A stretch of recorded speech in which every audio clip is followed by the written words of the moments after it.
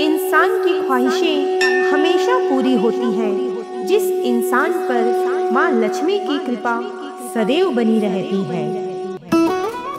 राधे राधे भक्तों, आज गुरुवार की सभी को ढेरों शुभकामनाएं। जो भक्त हमारे चैनल पर नए हैं उनको हम बता दें कि हमारे चैनल पर रोजाना पावरफुल मंत्र के साथ धन प्राप्ति के लिए खास उपाय भी बताए जाते हैं।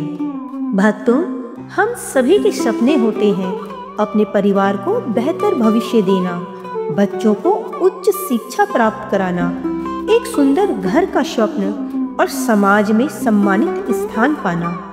लेकिन अक्सर आर्थिक बाधाएं हमारे इन सपनों के बीच दीवार बनकर खड़ी हो जाती है। क्या आप भी ऐसे ही किसी संघर्ष से गुजर रहे हैं? क्या आप भी ऐसे ही चमत्कारी उपाय की तलाश में हैं जो आपके जीवन में धन की कमी को दूर कर सके?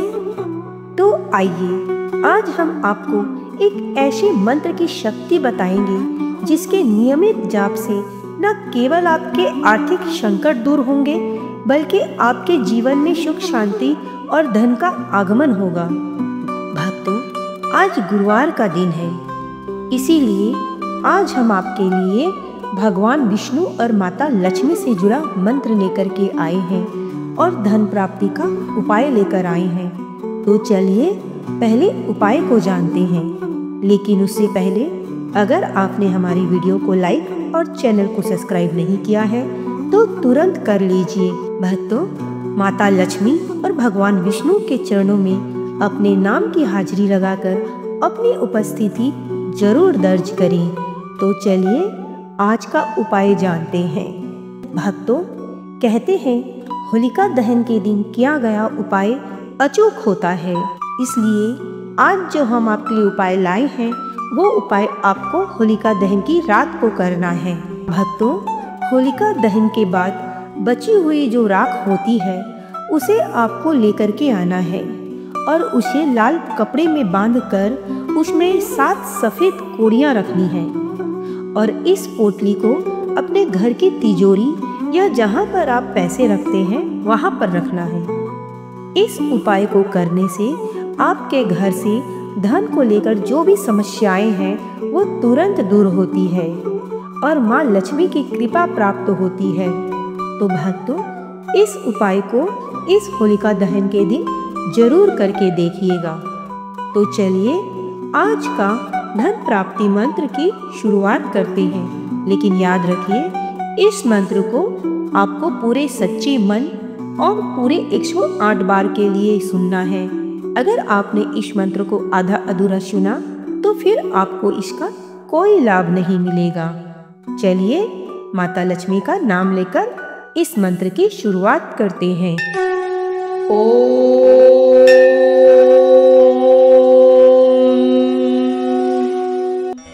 नमो भगवते वासुदेवाय नमः।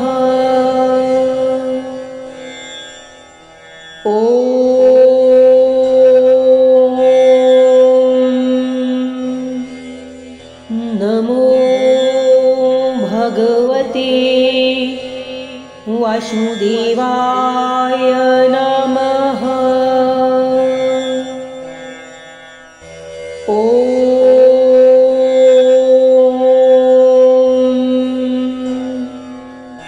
नमो भगवते वासुदेवाय नमः।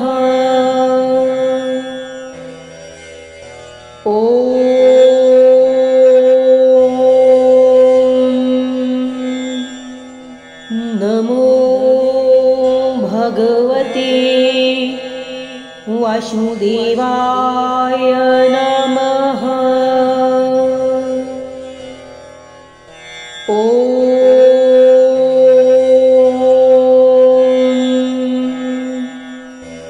नमो भगवते वासुदेवाय नमः।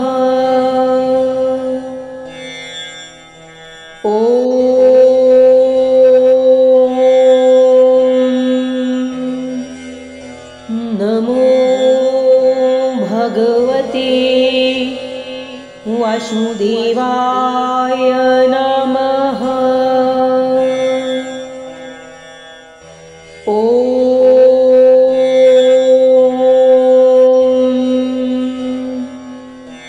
नमो भगवते वासुदेवाय नमः।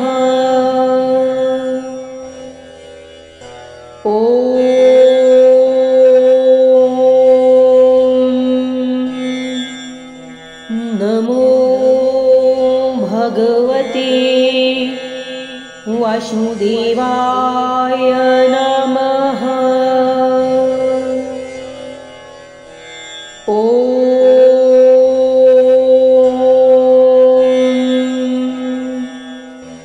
नमो भगवते वासुदेवाय नमः।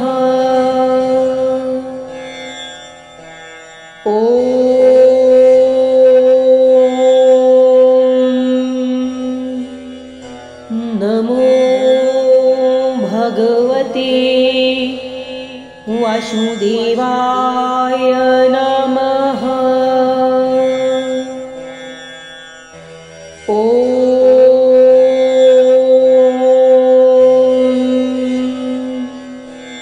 नमो भगवते वासुदेवाय नमः।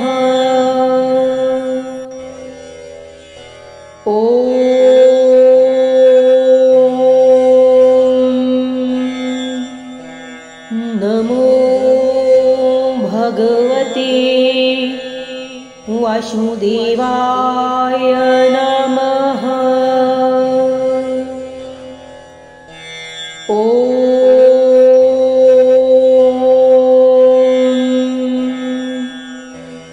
नमो भगवते वासुदेवाय नमः।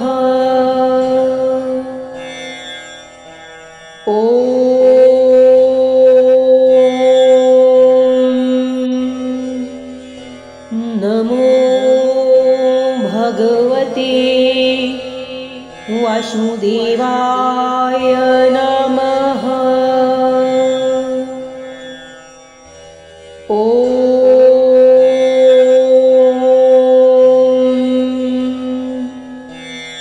नमो भगवते वासुदेवाय नमः।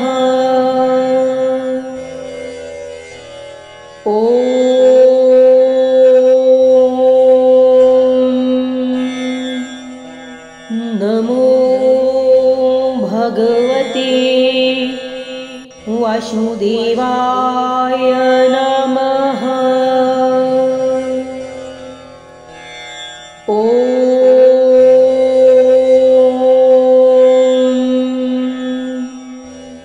नमो भगवते वासुदेवाय नमः।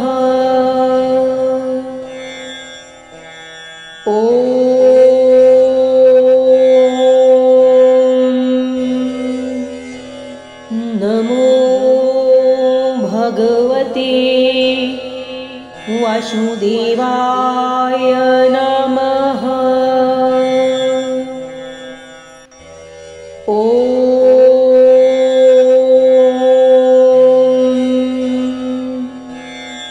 नमो भगवते वासुदेवाय नमः।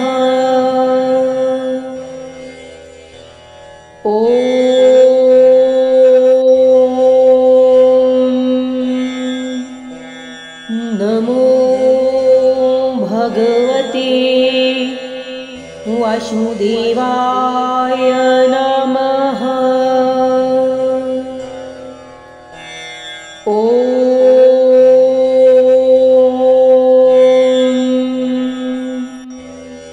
नमो भगवते वासुदेवाय नमः।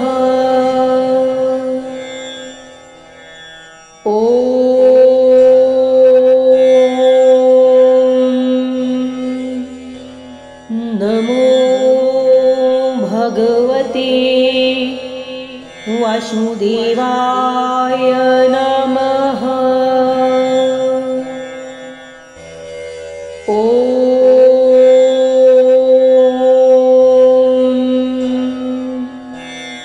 नमो भगवते वासुदेवाय नमः।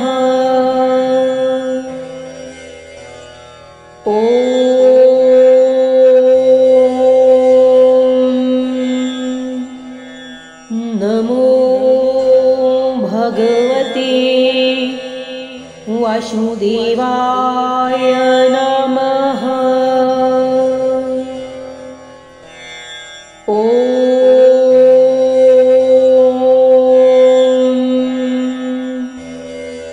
नमो भगवते वासुदेवाय नमः।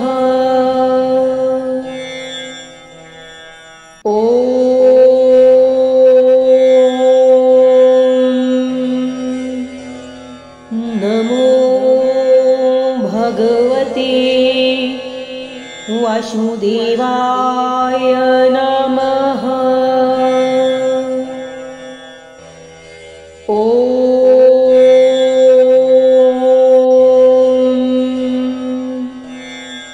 नमो भगवते वासुदेवाय नमः।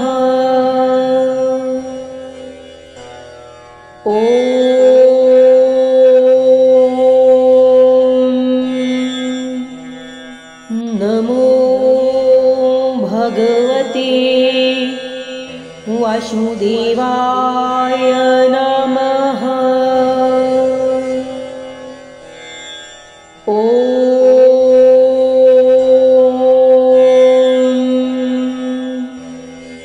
नमो भगवते वासुदेवाय नमः।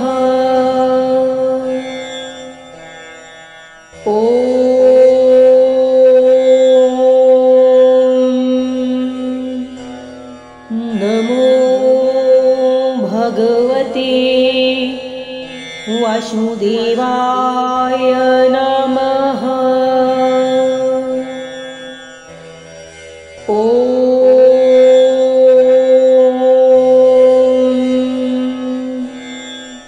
नमो भगवते वासुदेवाय नमः।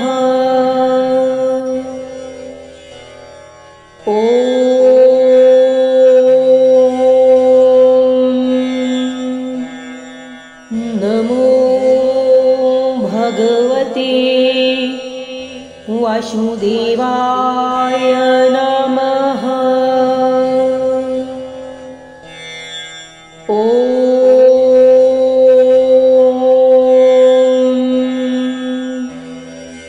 नमो भगवते वासुदेवाय नमः।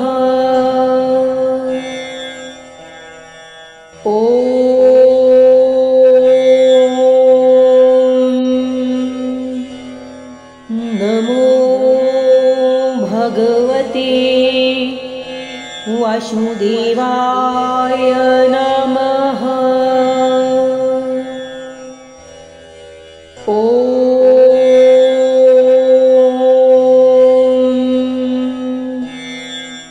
नमो भगवते वासुदेवाय नमः।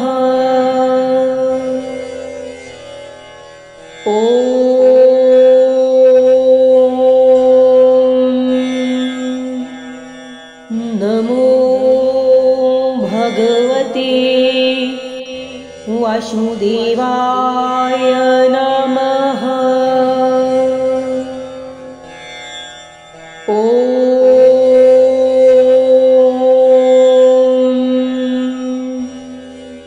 नमो भगवते वासुदेवाय नमः।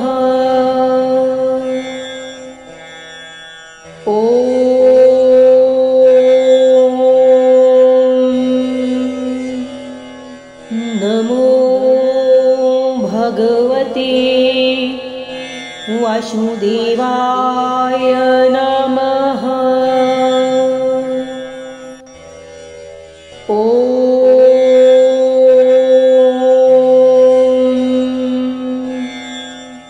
नमो भगवते वासुदेवाय नमः।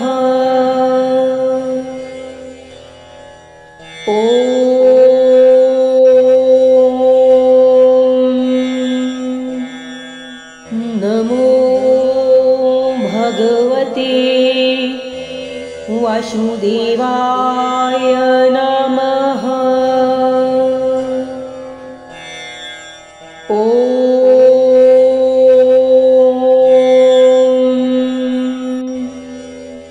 नमो भगवते वासुदेवाय नमः।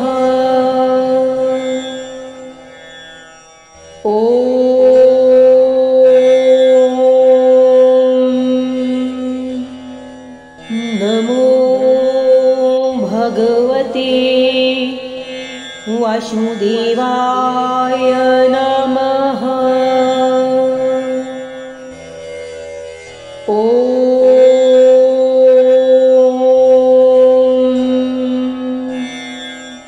नमो भगवते वासुदेवाय नमः।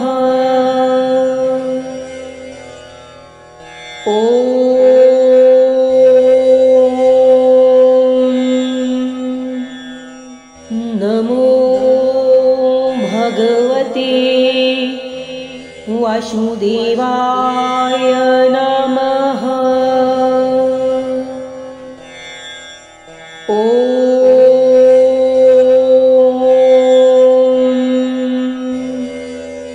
नमो भगवते वासुदेवाय नमः।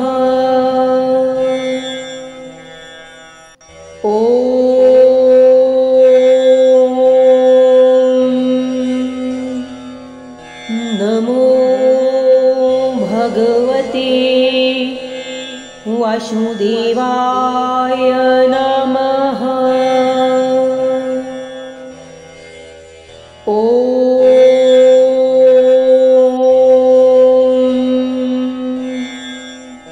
नमो भगवते वासुदेवाय नमः।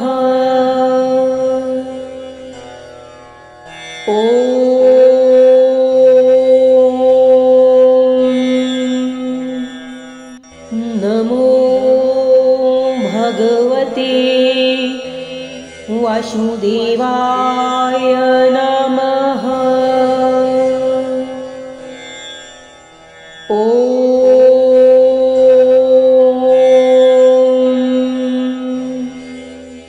नमो भगवते वासुदेवाय नमः।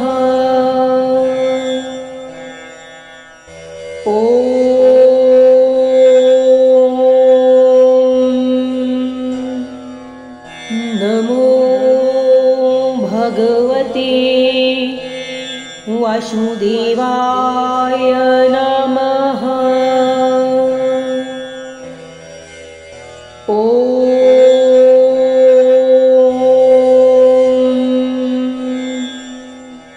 नमो भगवते वासुदेवाय नमः।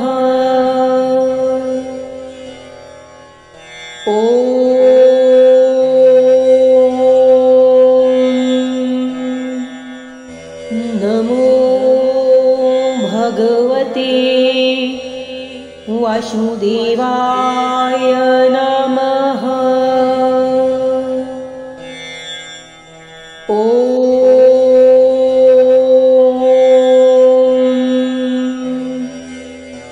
नमो भगवते वासुदेवाय नमः। ॐ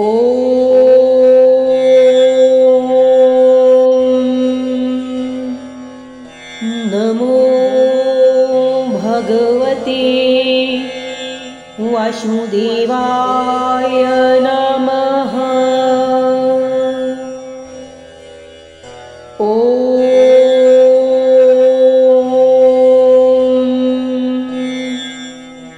नमो भगवते वासुदेवाय नमः।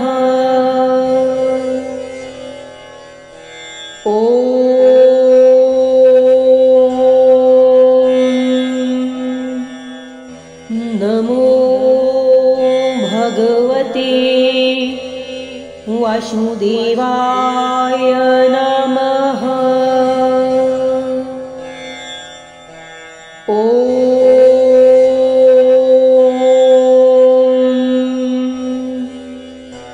नमो भगवते वासुदेवाय नमः।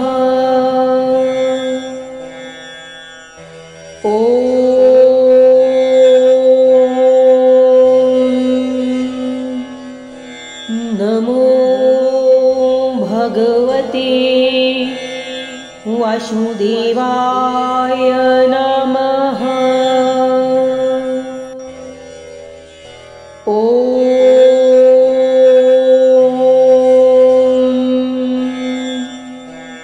नमो भगवते वासुदेवाय नमः।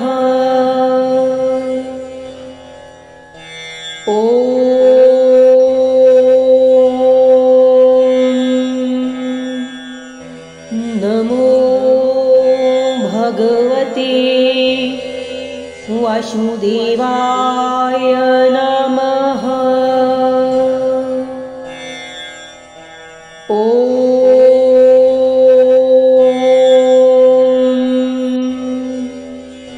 नमो भगवते वासुदेवाय नमः।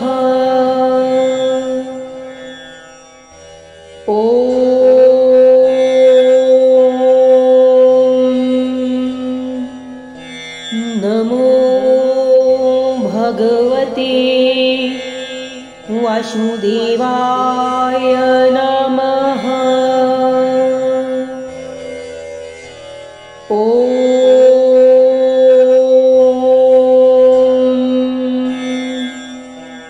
नमो भगवते वासुदेवाय नमः।